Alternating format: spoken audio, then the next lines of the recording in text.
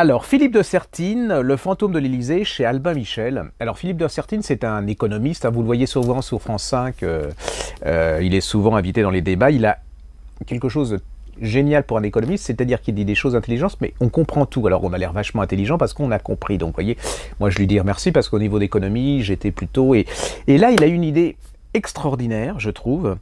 Il y a François Hollande, la veille de sa conférence de presse, on est tard le soir, hein, il doit faire son discours, il doit préparer son discours, enfin peaufiner son discours de conférence de presse. Il est un peu stressé parce que avec ses conseillers, il est énervé, il trouve qu'il n'a pas la bonne approche et tout, et que voilà. Donc il s'enferme dans son bureau, il est pas très aimable, hein, là c'est un François Hollande, hein, bon. Et tout d'un coup, au fin fond de son bureau, il voit une silhouette qui est assise dans un fauteuil. Il va pour appuyer sur la sécurité, puis il ne sait pas pourquoi, il n'appuie pas sur le bouton, et puis il s'approche, il va voir. Et là, c'est une espèce de vieux monsieur. Alors, elle lui dit, mais par où vous êtes rentré? Et on est à l'Élysée, hein. Donc l'Élysée, c'est un ancien hôtel particulier du 18e et du 17e, plutôt 18e, je crois.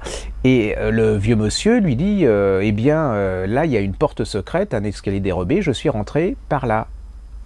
Il dit, mais la sécurité devrait être au courant. Le monsieur, il fait oui, enfin.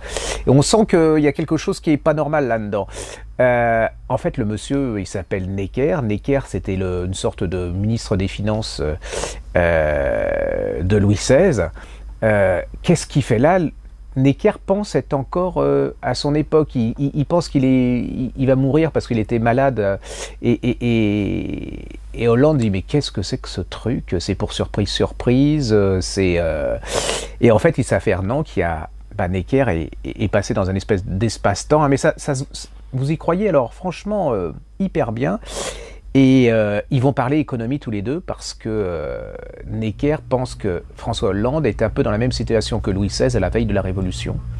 Il va expliquer, parce que Necker va être envoyé, hein, il va être une des causes de la Révolution, parce que les bourgeois, le tiers-état ne vont jamais pardonner à l'aristocratie, par exemple, et aussi à Marie-Antoinette, entre autres, de l'avoir fait virer Necker. Necker était suisse, hein, je vous signale. Donc, c'était un théoricien de l'économie, un avant-gardiste, et il explique à François Hollande pourquoi ça n'a pas marché, pourquoi ça a débouché sur la Révolution, et entre autres, il lui explique que c'est parce qu'il n'a pas osé, il n'a pas été au bout des réformes qu'il devait faire, et s'il avait fait vraiment les réformes qu'il avait dû, ça serait beaucoup mieux passé pour Louis XVI et pour l'aristocratie française. Donc, en fait, sous le dialogue François Hollande et le dialogue Necker, c'est une histoire de l'économie française actuelle, et de Sertine fait une sorte de diagnostic de l'économie française actuelle. C'est hyper bien fait. En plus, c'est un vrai roman. C'est un écrivain. Il a l'art de mélanger économie, histoire, romanesque. C'est clair comme de l'eau de roche. Alors, je ne sais pas si ces théories sont bonnes, hein. En tout cas, vous les comprenez. Et vous vous dites, mais pourquoi François Hollande n'écoute pas Necker? Mais c'est peut-être parce qu'en fait, dans la réalité, Necker, il n'est peut-être pas venu voir François Hollande, hein, j'en sais rien. Parce que peut-être que Philippe de Sertine, il ment et que ça n'a jamais existé. En tout cas, c'est un super bon livre, c'est un des meilleurs livres d'économie de l'année, en tout cas à mon avis, parce que c'est un des rares que j'ai compris, vous voyez. Ça s'appelle Le fantôme de l'Élysée, visite impromptue du baron Necker à François Hollande chez Albin Michel de Philippe de Sertine.